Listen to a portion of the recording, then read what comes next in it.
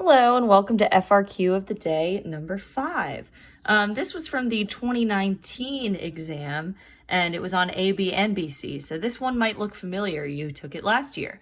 It's about fish in a lake and this is a calculator question. So it says fish enter a lake at a rate modeled by this function. Okay, so this is our entering rate, E for enter. And they leave the lake at a rate modeled by this function. So here's our leave rate. So this is a classic rate in, rate out type problem. And it says they're both measured in fish per hour. T is the number of hours since midnight. So the very first thing I did actually in my calculator is in Y1 and Y2, I put Y1 as the enter rate and I put Y2 as the leaving rate. And I made sure my calculator's in radian mode. And this way it's just going to be faster for me to not have to type these in every single time. All right. Question A says, how many fish enter the lake over the 5-hour period from midnight to 5 a.m.? So for how many, when I see how many, I'm thinking integrals. Okay, that's an accumulation question. And it's how many enter. So I'm going to be doing the integral of the entering function, which is E of t. I'll put a dt on there for proper notation. And it's from t equals 0 to t equals 5. So that's all you have to do is calculate that. And here's the good news. You have a calculator. So since I already put E of t in for y1 on my home screen, I'm going to hit math, go to the integral, and just literally type it in. And I don't even have to type the equation anymore. I'm gonna hit alpha F4 and just put Y1. And then make sure to put my dx. And it's going to give me this answer of 153.458. Now, I'm gonna reread the question, make sure I didn't miss anything. So how many fish? Okay. Give your answer to the nearest whole number. That is important. You can lose a point. So nearest whole number would be 153, and my unit is fish. Okay. So this was a 2-point question. You got 1 point for using an integral, or the setup of your integral, and you got 1 point for having your answer rounded to the nearest whole number. All right, part B said, what is the average number of fish that leave the lake per hour over this 5-hour period? So I see leave, so I'm going to be using L of t, and the average number. So to find an average, you find the total amount, and then I'm going to divide it by how long it took, which looks like it was 5 hours. That's going to tell me how many per hour. So to find the total number that left, I'm going to be doing the integral.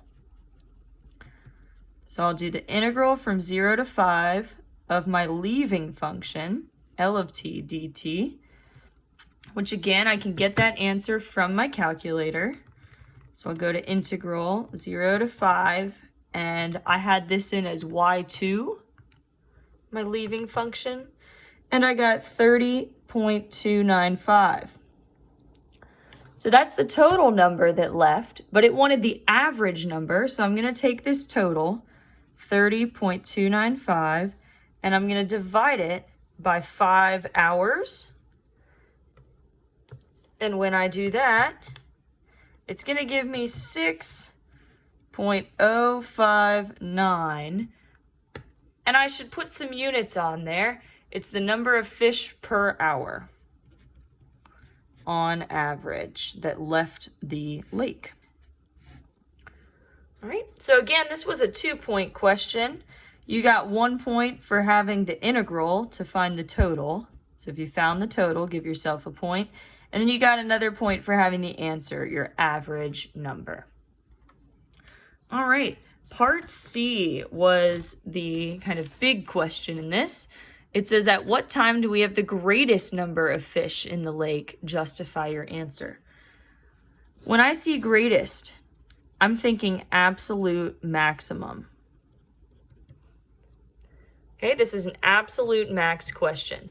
So, my steps for an absolute max, kind of what I'm thinking in my head off to the side, are I need to find the derivative, set it equal to 0, test my critical points and my endpoints, and see which one's the highest.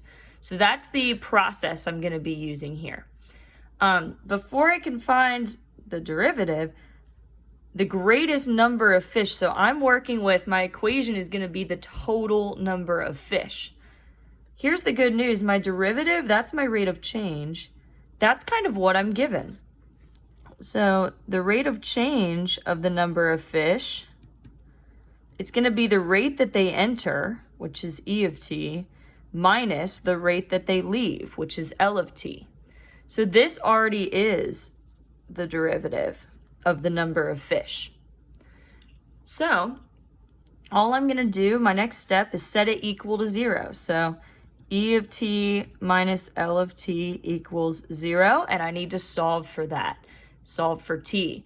In order to do that, I'm going to use my calculator. I think the easiest way to do this, because I already have E and L graphed, if I rearrange this and add L of t to both sides, I'll get E of t equals L of t.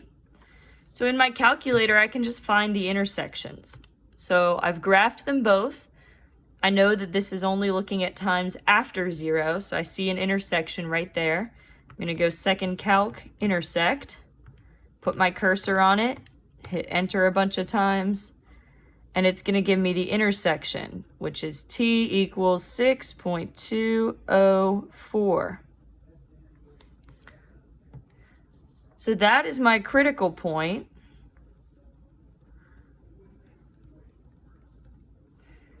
So my last step is I need to test my critical point and my end points. So I like to make a little chart.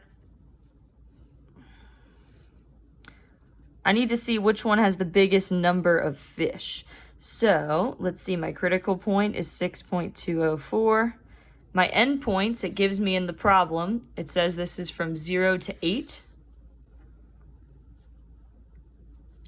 And to test the number of fish, or this is technically the greatest number of fish in the lake, I need to find the total number. So the total number is going to be the number that entered minus the number that left.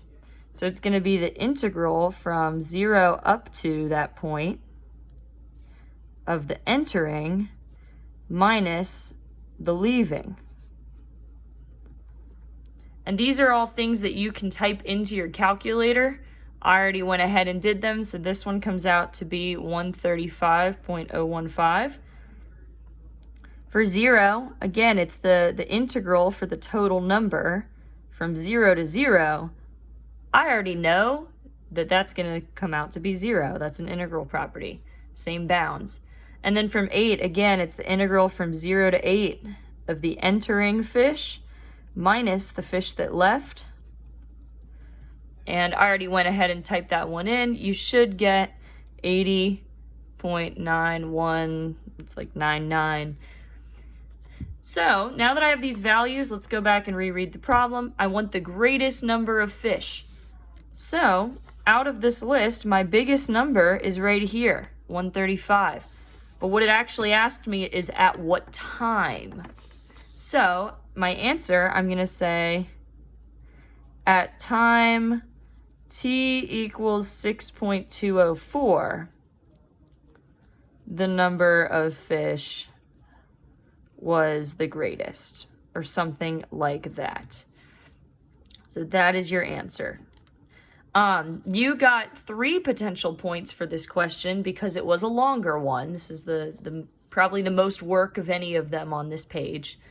And your points breakdown, you got 1 point for setting E of t minus L of t equal to 0, so setting your derivative equal to 0.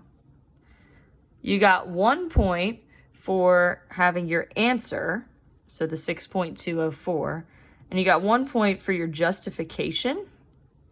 And on an absolute max problem, when they want your justification, they want you to be showing all of this work. So finding your critical point, and then they need to see that you tested them all. So even if you did all this in your calculator, just jot down what you did so that they can see your process, and that will count for your justification, because they'll know that you found all these and you picked the highest number.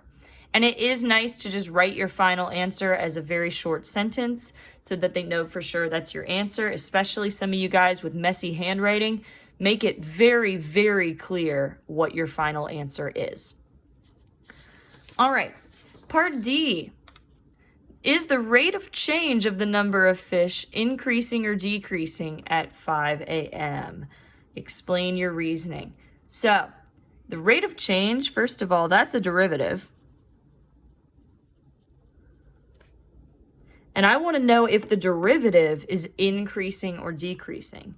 So guess what? I'm actually going to have to take the derivative of that derivative. So first thing I'm going to do is write an equation for the rate of change of the number of fish. So let's see, I'm running out of space here. So the rate of change of the number of fish is going to be the rate that they enter, so E of t, minus the rate that they leave, L of t. And then if I want to know if this thing is increasing or decreasing, my steps for that, I'm going to take the derivative, and then I'm going to see if it's positive or negative. So my derivative would be E prime of t minus L prime of t. And I want to know if that is going to be positive or negative, and it gives me a value. It says that t equals 5. So all I'm going to do is plug in 5. So E prime of 5 minus L prime of 5. I need to know if that's a positive or negative number. So I can do all that in my calculator. I can go to derivative, and my E equation was y1, and I want it at 5. So that comes out to negative 6.802. Then I need my L prime of 5, so derivative of, this is my y2 equation at 5. So minus, that one was 3.921. That's going to be a negative number. You can go ahead and actually get that number just to really justify your answer. It's like negative 10.723. So because that's a negative number, that tells me that this equation is decreasing. So how I might write that is I might say the rate of change of the number of fish is decreasing because, I want to say because the derivative is negative. So to be really clear, I might say because E prime of t minus L prime of t is negative. All right. And this was also a 2-point question. So your last 2 points that you could get here, you got a point for considering L prime and E prime.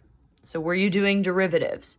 And then you got your second point for the answer with the reason. If you didn't have a reason because it said justify, if all you said is decreasing, then you do not get that point.